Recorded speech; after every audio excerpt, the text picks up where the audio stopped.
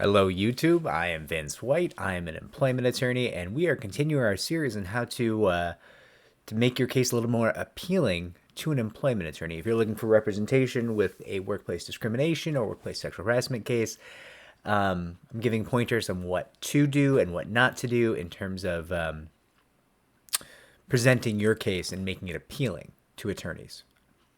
So, and these videos are coming in no particular order. We're grouping them all into a playlist, but there's no rhyme or reason. I'm just making them as I think of them, trying to give everybody the pointers kind of from the inside, right? Like what we see as a firm that gets an incredibly high call volume. What helps us to zero in on a case and say, hey, that's a case we want. We want to help this person, versus the people we talk to are like, hey, you probably have a claim. It sounds like you've definitely been wronged, but we're not going to be able to help you, and here's why. Right? That happens, and that's always it's a bad conversation for everybody. So we're trying to avoid that. What's next on our hit list here? Oh, the demand. So to make your case more appealing, I really, really recommend that you look at our damages calculation playlist on this channel and you get an idea of the actual valuation of a case. Because if somebody calls, somebody calls me, right? And I hop on my half-hour call with them. I'm there to answer questions and discuss the case. And they're like, hey, I want you to represent me. And I say, okay, well, the case is viable. The case looks good. You're a really strong witness. You're communicating so well. You were clearly wrong. You've been sexually harassed or discriminated against in the workplace. It's very clear cut. What's your desired result? Right? And then sometimes people say, oh, 30 million. Okay. How did you arrive at that number? Right? Like what makes you say 30 million? Well, I saw this one time in the news that this lady won 30 million and I want 30 million. Okay. Can you send me the article? And I look at the article and I see that this woman was sexually assaulted horribly, huge physical scarring, long patterns of abuse, patterns of intimidation, retaliation, and that although the jury gave her 30 million, the judge knocked it down to 3. And I would say to potentially this plaintiff who's calling me up, this potential client, say, well, listen, you've been wronged. Bad things were done to you, but you weren't sexually assaulted. And nothing that happened to you was anything even close to what happened to this woman. So it's weird that you're comparing your case to her case. And then, not for nothing, it seems like you're just saying numbers that you want rather than trying to formulate an idea of what the case might be worth. And this is a key pivot moment in this conversation. Because if that potential client says, nope, 30 million, I don't care. Okay, I hear you. I respect you. I personally am not going to be able, in my opinion, to produce that result for you. So I'm not going to make you an offer of representation. I don't want to disappoint you. So you should find an attorney who thinks they can produce that result for you, because I don't believe that I can, right? And that's a tough conversation. On the other hand, if the potential says, listen, I hear you, I do want 30 million, but I would like to hear why you think you can't do 30 million, why you think that might not be achievable.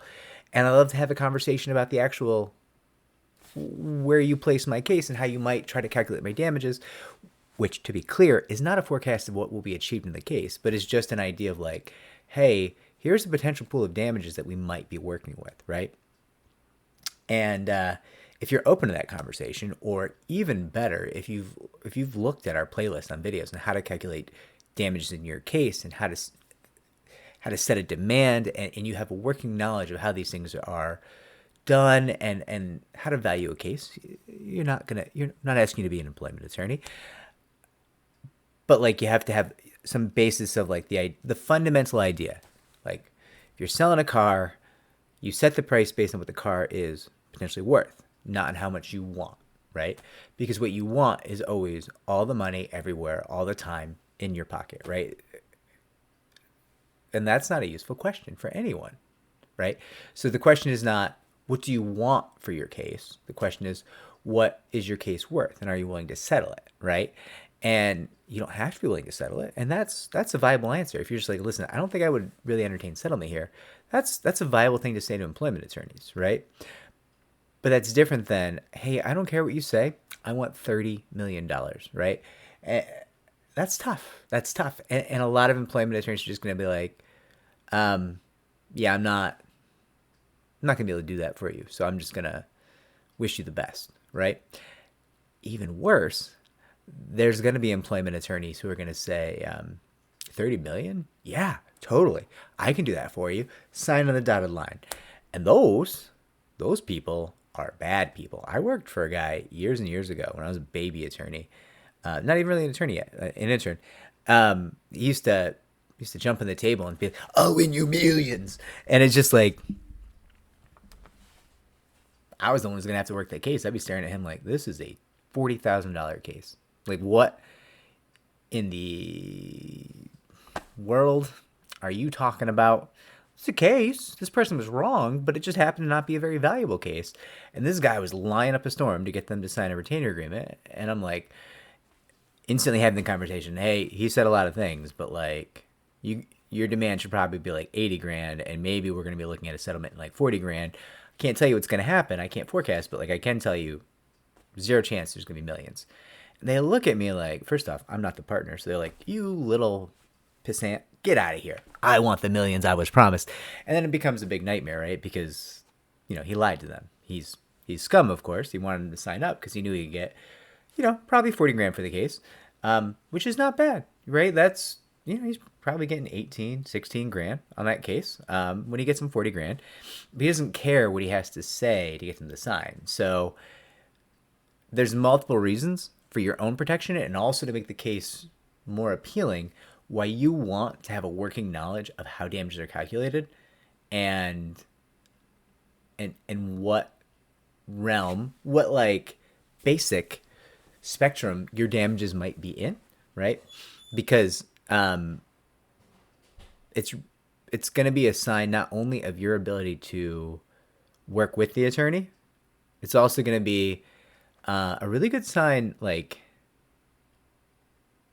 that you have the capacity, right? There's definitely people who have great cases who just, for whatever reason, have something in their life or in their mental makeup that makes them incapable of like being a plaintiff.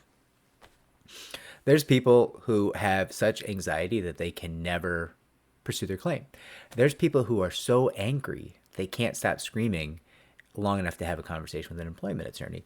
There's people, I have another video in this series about like the repeaters, the people who just keep repeating themselves. There's people who can't bear to give up the comfort of repeating small portions of their story over and over and over again.